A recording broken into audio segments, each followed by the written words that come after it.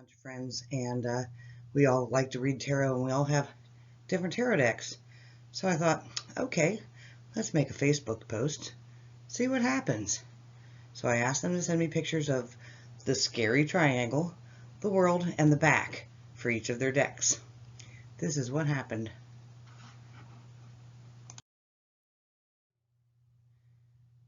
First is up is the mother piece. One of the first round decks. It really is harder to shuffle, to be fair, but I really like it because it feels more organic, and they come in two sizes. Size about 4 inches across, and then there's one about 6 inches across. The next we have Tarot of the Spirit. Now my friend who sent me this one tells me that it was out of print for a very long time, and she waited to buy it on eBay apparently for many years before it came back into print. I really like the art, especially this Tower card. This is the Wildwood Tarot, and what my favorite part is about this one is the World Tree. It's got this great labyrinth down below, and yeah, if you want to stop this video at any point and just zoom in on these cards, I do recommend it. Alice in Wonderland. Of course there's an Alice in Wonderland deck. I wish this picture was a little clearer, but what you see here is Bill the Lizard and the hand coming into the house from the Looking Glass book. And of course the Jabberwocky as the devil. Tarot of Bones. Now this was a tarot deck done by an acquaintance of ours, and she put in this 22nd major arcana, and to be fair, she's not the only one that's done that. But the interesting thing about this deck is that it's all done with this collage of bones. And I think she adds feathers and other natural elements. But this 22nd card of Happy Squirrel, one of these days I'm going to ask her what that one's all about. The Cat People Tarot. Every season when I was teaching this in the bookstore, somebody would come in with this deck. And at first I was kind of annoyed with it because I thought it was too silly or too childish. But to be fair, the artist really did have a good eye for the tarot, and some of the expressions on the cat's faces are worth taking a closer look at. Another Pagan Cat Tarot. This one has a lot of different languages here, and I have no idea why there's a rabbit here, but that definitely looks like a rabbit, and maybe the person who sent me this deck will elaborate on that at some point. And yet another Cat Tarot. This one's really fun because the devil card is a dog. What I like is the Magician's got one paw up, like the Magician card in other decks, and the Page of Cups is drinking out of a toilet here. A lot of whimsical pictures in this one. I'm trying to figure out what the Death card is. Oh, it's a vacuum cleaner. That's great. Now this is my personal deck, the Voyager. What I really like about this deck is the art. This is the Tower card. It's a skyscraper and an android, and they're all falling out of a fiery sky. And this Death card here is pretty cool. The suits in this deck are cups, wands, crystals, and worlds. And then instead of the kings and queens and such, they have sage, child, man, and woman. What the coolest thing about this deck, I will be fair, why I really bought it, is that this was done back in the 80s before there was a lot of computer-generated graphics. These are all collage of photographs.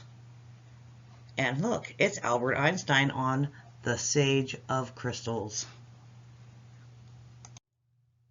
Tarot of a Moon Garden. I don't know the story much about this, but the art is pretty spectacular as well. We still see that same symbolism with the Tower card and the Death card and the World card. There's always a big circle somewhere in the World card.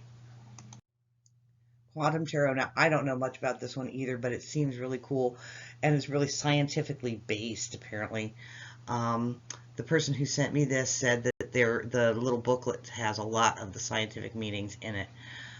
So I'm kind of curious to look a little closer into that one.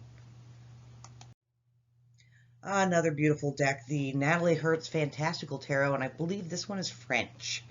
What I like the best about this is the back of this card is like dragon face. Pretty cool. And then the death art, again, really super neat. Tarotilluminati, this had award-winning art. And apparently there was a tarot symposium that had a lot of famous artists show up. And the friend who sent me this had gone to that symposium and met many of these artists, and is sharing his deck with us here. And again, the circle of leaves in the world card. This is Pteroapocalypsos. And as you see down there on the bottom, there is another extra card. That one's called the All Gifted. And I really don't know much about this deck except for, again, the art is pretty spectacular. This extra card is, you'll see it's pretty common in a lot of decks, but mostly they don't have a place for it on the Tree of Life. Now this one's a lot of fun. This is basically a tarot deck made for a child. The story, I put it here in the PowerPoint. I'm not going to read it off to you, but what you'll see is that this is it's made of smaller sized cards. The symbolism is a little softer. This is a dragon here in the world card down in the corner, and that's about the cutest Baphomet you could ever ask for. The Night Tarot, again, this is done by a Seattle artist that has done several decks, and my friend who sent me that apparently owns an Oracle deck and a Crow Tarot by the same woman. And the Tarot of Wicca. This was purchased by my friend overseas back in the 80s, and it features some famous Wiccans like Morning Glory and Otter Oberon Zell, and the Devil card looks like Anton LaVey, and I do believe they did get their permission to put their likenesses on these cards. Now, some tarot books, some tarot decks will come with their own book, and the book will have a story, and the whole deck is based on the story, and I think this is one of those. And I really appreciate the artistry that goes into making both a fictional story and a deck that goes with it.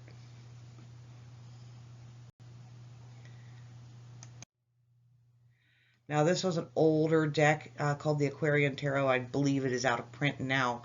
The Tower card is really neat, the way they've got that just in your face tower. But the Death card symbolizes a lot of war, and I found that really super interesting.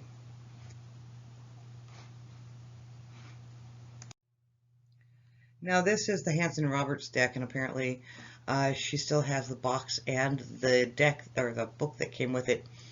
And when I first started teaching tarot, this was one of the few decks we could get our hands on in my little town. I think I said it in one of my videos to keep the little book that comes with your deck, and one of the reasons is so that you can tell what the artist had in mind when they drew all these cards. And if you're just going by what I'm telling you or what a random book on tarot is telling you, you're not going to catch what the artist is trying to put down across with their art. And here's a deck that didn't come with much explanation, but it looks really old. It's called the Renaissance Tarot, and I believe the back of it looks like this. And I know I've seen this art in other places. So if anyone has a clue to this, that would be fantastic. Go ahead and leave it in the comments. The William Blake Tarot, again, lovely artwork, but I want to draw your attention to the titles on these cards. We don't see Tower, Devil, Death, and World. What we have is Lightning, Transformation, Error, and Union. Isn't that an interesting take on those 4 cards? And the Herbal Tarot. I thought this was adorable because we have garlic in the tower and Pan as the devil. The Tarot Mucha, whoever sent this in, I forget what they said about it, if they said anything at all, but I did find it interesting that you've got little puppy face down here across from the cow face in the world card. And yeah. And then last but not least, the Hermetic Tarot. And this has your classic Hermetic symbolism with the rose in the center of the deck here, and your death card holding a skeleton. But you'll also see that the planetary designations are on these cards. So that's kind of fun. Anyway, that's my tarot slideshow. I hope you enjoyed it, and feel free to go back over it and zoom in on the art so that you can maybe help yourself pick a new tarot deck.